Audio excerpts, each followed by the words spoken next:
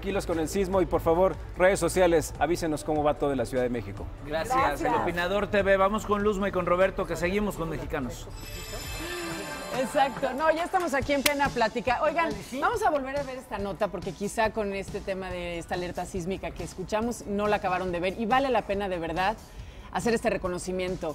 Un gran arquitecto que nació aquí en México, del cual sabemos que es un mexicano chingón. Vamos a ver este homenaje y regresamos aquí. La arquitectura se usa, se vive, se habita. Ese habitante es el usuario. Con sus requerimientos nos da las soluciones. No solo fue una de las principales figuras de la arquitectura mexicana en el siglo XX, sino también una de las más prolíficas y versátiles, pues sus obras lo mismo se encuentran en emblemáticos espacios culturales, gubernamentales, religiosos y deportivos. Nos referimos a Pedro Ramírez Vázquez, el arquitecto de México. Nació en la Ciudad de México el 16 de abril de 1919. Su padre era vendedor de libros, por lo que desde muy chico desarrolló un gusto por la lectura, mientras que su mamá era ama de casa.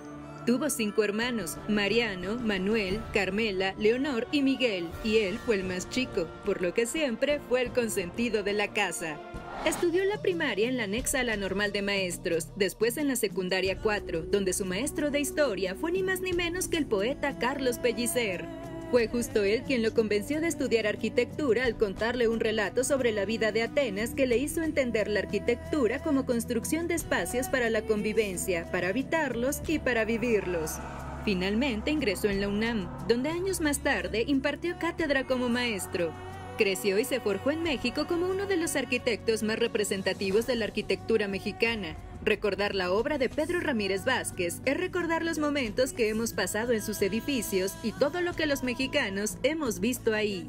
Entre sus obras más representativas se encuentran la Escuela Nacional de Medicina de Ciudad Universitaria, el edificio de la Secretaría del Trabajo, los mercados de La Lagunilla, Tepito, Coyoacán, Azcapotzalco y San Pedro de los Pinos, el Estadio Azteca, el Museo Nacional de Antropología, la Basílica de Guadalupe, el Museo de Arte Moderno, el Palacio Legislativo de San Lázaro, entre otros. Su legado también rebasó las fronteras mexicanas, pues en el extranjero realizó obras como la Capilla de la Virgen de Guadalupe en la Basílica de San Pedro en el Vaticano, el Museo de las Culturas Negras en Dakar, Senegal, y el conjunto de edificios de gobierno para Dodoma, la nueva capital de Tanzania.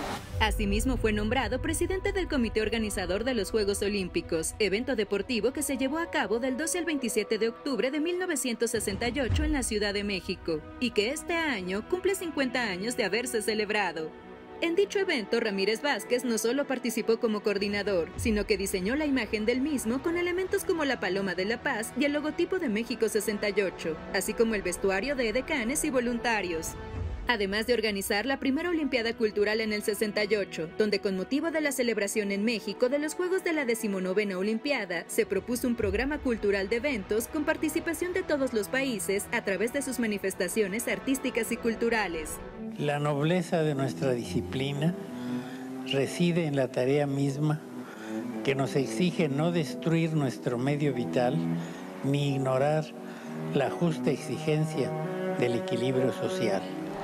Por eso Pedro Ramírez Vázquez, el arquitecto de México, es un mexicano chingón.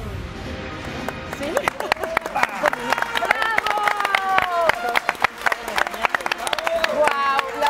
Desafortunadamente, el arquitecto no está con nosotros, murió hace 5 años, pero obviamente todos estos emblemáticos edificios, todo este paso por esta tierra dejó huella impresionante y también un legado, un hijo que está aquí con nosotros. Javier, eres bienvenido. Reconocemos el trabajo de tu padre, lo honramos y te agradecemos que vengas tú, que nos platiques un poquito acerca de él. Me imagino que tú sientes el mismo orgullo que sentimos nosotros, obviamente mucho más. O un poquito más. Un poquito más, exacto. Más. Aparte tú también arquitecto, bienvenido Javier. Gracias, es un orgullo natural, así es. Así es. Cuéntanos un poquito acerca de cómo era esta figura de tu padre tan exitoso, tan apasionado por su carrera. Después de tener a un padre que vendía libros, él se convierte en este arquitecto tan reconocido y exitoso. Todo es producto de tu circunstancia. Entonces, una persona que nace, bueno, el menor de 6 hermanos, 4 de ellos abogados, pero abogados que se hicieron, digamos, post-revolución. Uno de ellos empieza a estudiar la carrera de leyes en el 17, antes de que él nazca, año de la Constitución. Una constitución de orientación social. Entonces, le viene de los hermanos esa vocación social, porque pues era estudiar el derecho como el marco jurídico sobre el que construyes un país. Y no es casualidad que entonces cuando se inclina por la arquitectura, esa vocación social se expresa en sus obras, pero con 2 ingredientes muy importantes. Uno, la funcionalidad, y el otro, la dignidad.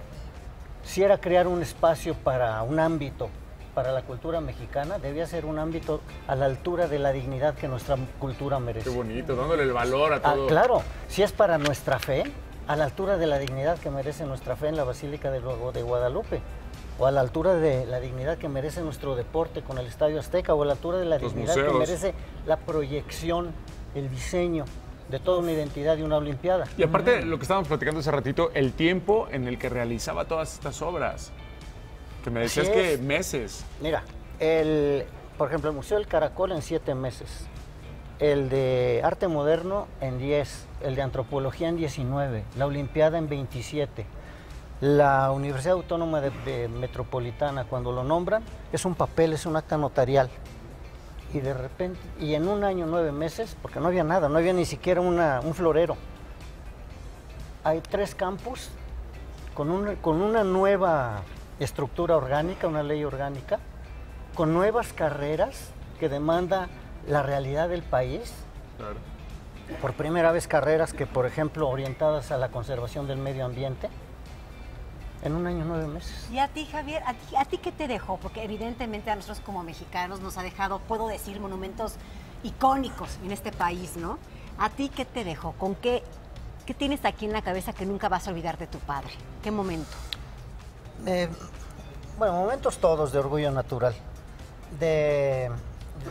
Más que emocionales, digamos, de admiración por el sentido de responsabilidad, cómo se involucraba para esto que mencionaba de la dignidad, la funcionalidad y el servicio a la sociedad, al país, a la sociedad a la que debe servir. Su entrega. Sí, porque él además fue maestro.